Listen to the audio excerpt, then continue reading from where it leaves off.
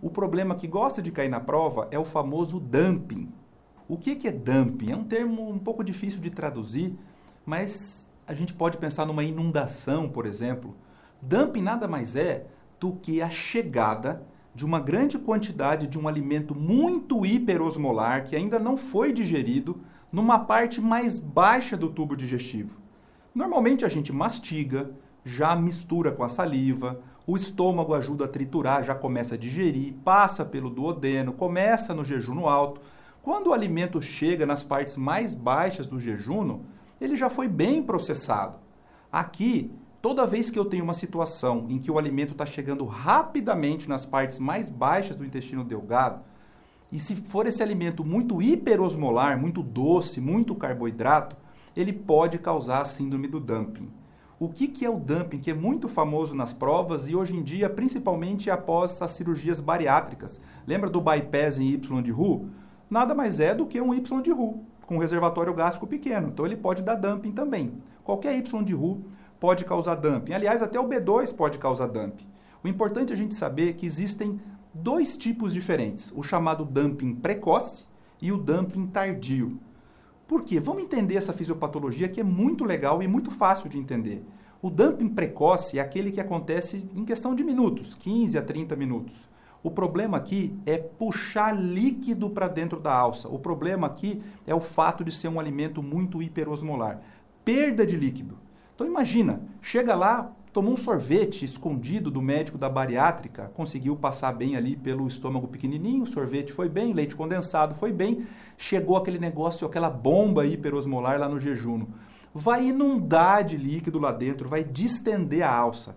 Na hora que acontece isso, o paciente tem uma dor abdominal intensa, ele pode ter náuseas, vômitos e principalmente uma diarreia explosiva. É um mal-estar muito intenso. E isso pode ser associado também com sintomas vasomotores. Pela própria perda de líquido, pela distensão do intestino, o paciente pode ter taquicardia, palpitações, sudorese, tontura, tremores. Então ele tem ao mesmo tempo sintomas gastrointestinais, principalmente a diarreia explosiva e a dor, e sintomas vasomotores no dumping precoce. Por quê?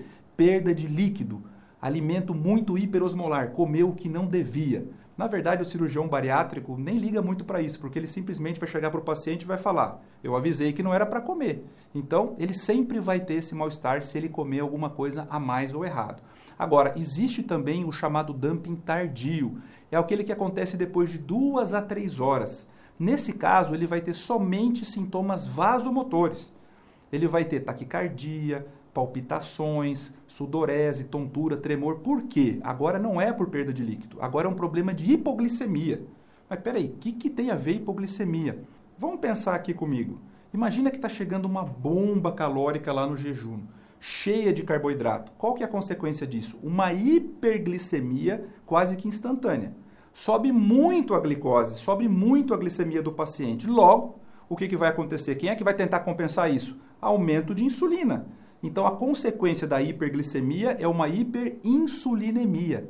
E, às vezes, esse aumento da insulina ele pode passar do ponto, ele pode ser muito exagerado e, consequentemente, vai abaixar demais a glicemia.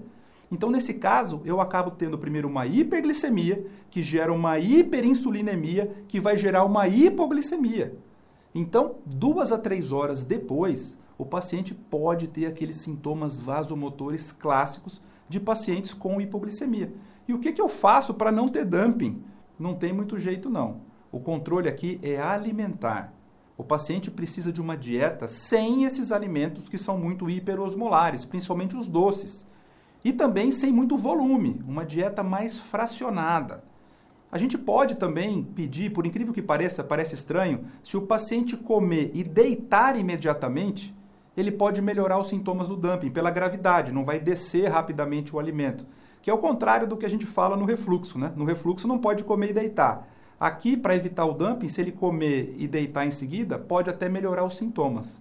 Mas o principal aqui é tratamento dietético alimentar.